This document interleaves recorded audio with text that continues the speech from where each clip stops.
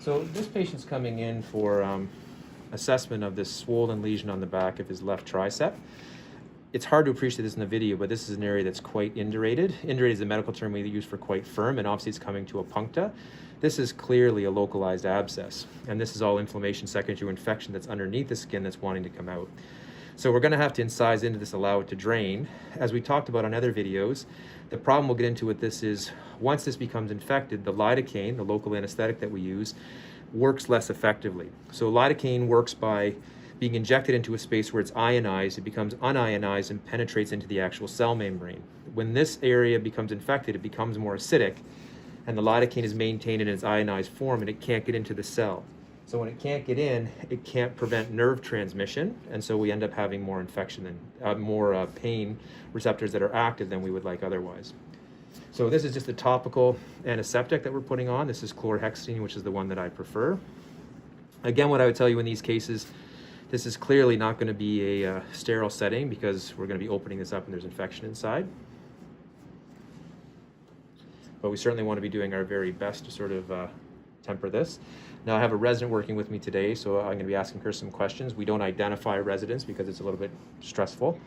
So this is the lidocaine we're injecting now. You're going to feel a little bit of a poke here. And what I want it to be very superficial, and I want that to blanch. You okay? Mm-hmm. Because if we're going to have any success with this taking, it's going to be if I can actually knock out the superficial nerves that are there that we have to inject through, or incise through more specifically.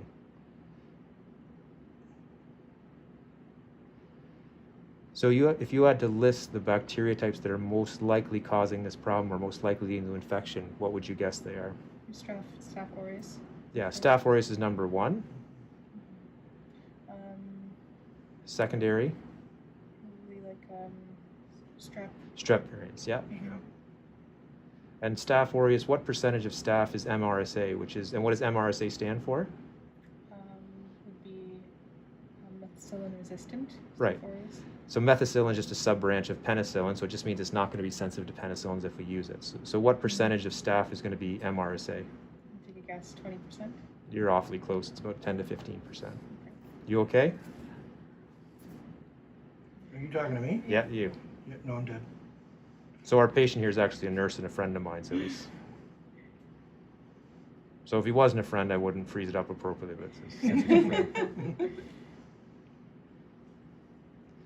So when we talked about this the other day, we differentiate bacteria based on what staining mechanism? Just the gram positive versus gram negative. Gram staining, right? Yeah. And so that process just identifies them based on their cell layer. So what type of bacteria are these? Gram positive or gram negative? These are gram positive. Gram positive. Yeah.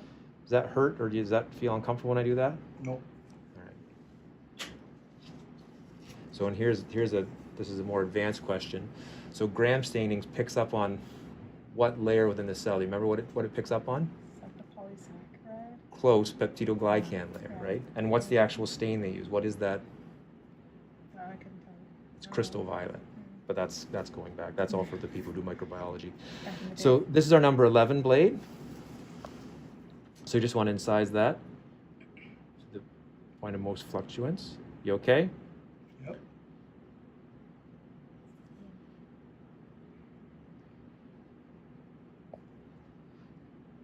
Okay. Yeah, just bring that over. So this is what we expect. So this is all, just bring the garbage over this side, please. This is all purulence, which is dead cells.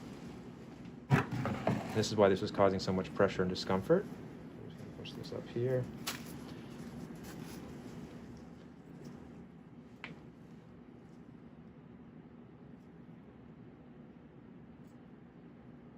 You okay? Mm-hmm.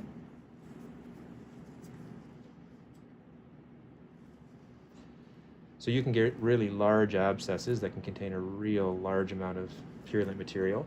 Largest areas are down around the rectal and vaginal spaces. Ischiorectal abscesses can be massive and they'll pour out cups of purulent material. And the biggest issue when you're doing this as a resident or a student is just to be prepared for what's going to be coming out. So we have a whole bunch of 4x4 gauze here. And in cases where I'm doing bigger abscesses, you can see that. And so what I'm doing here is I'm trying to push pockets in. I can feel that there's a pocket over here, and that's why that drains more. You okay? You're okay?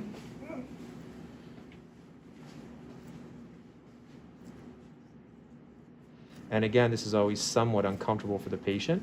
So this is why I tell you, if you're viewing these or you're viewing emergent type of procedures like this is why you'll oftentimes see that the patient is a little bit uncomfortable because the freezing just isn't as dependable. So I don't say this to make excuses for my emergency colleagues who do good work, but the reality is in some cases, you really can't get good anesthetic despite putting in a ton of local anesthesia. How long would you say it takes for local anesthetic to take effect if I inject lidocaine? So if it's a 1% lidocaine with Yep. 1 minute. Usually in 1 to 4 minutes. So this is why I'm saying it's almost immediate. Mm-hmm. You okay? Mm-hmm.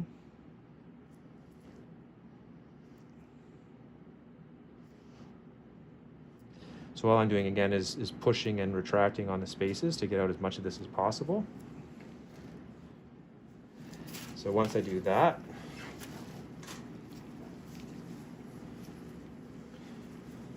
this is sterile water. Doesn't matter that it's sterile in this case, and the big difference here with between an abscess and an infected cyst, a cyst has a capsule, and specific protein within it that actually gets infected. So usually you'll see some particulate matter that comes out with it, and maybe pieces of the actual capsule. An abscess doesn't have a capsular membrane. So all we're doing is allowing the infection to drain so that the actual tissues have a chance to heal. A good question with this is, do we need to put them on antibiotics afterwards? What do you think? I think it depends on the size of the abscess. It actually depends on a number of factors. That's one of them. So if it's localized to one area and where it's at, so I'd be much more nervous with this obviously if it was right around the base of his neck or around his head, close to his brain, like those type of things. And also the patient. If he was immunocompromised, you'd be pushed towards it. Studies do show that when you actually put them on an antibiotic, there is a mild benefit, so there's less likelihood of recurrence.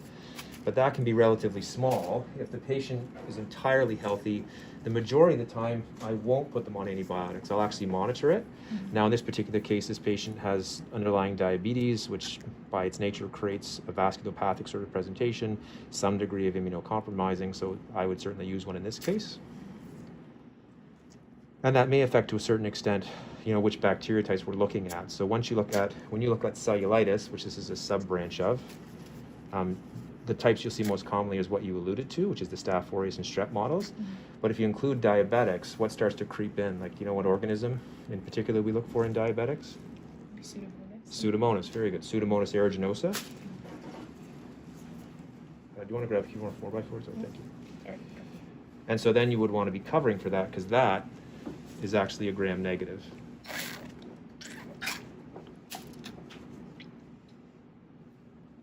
So in the whole point why we remember, now is it important for med students and residents to remember gram staining and a peptidoglycan layer and crystal violet? Absolutely not. The reality is that's just more trivia than it is anything else.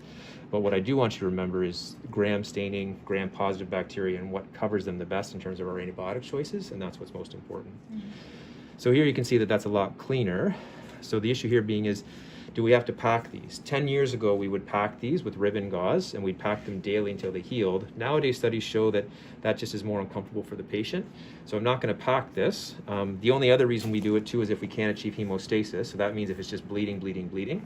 So this is not too bad. If I leave it alone, it's just pooling a little bit. So we're going to put a pressure dressing on this, and then otherwise I'm going to put him on an antibiotic, and we'll see him back tomorrow.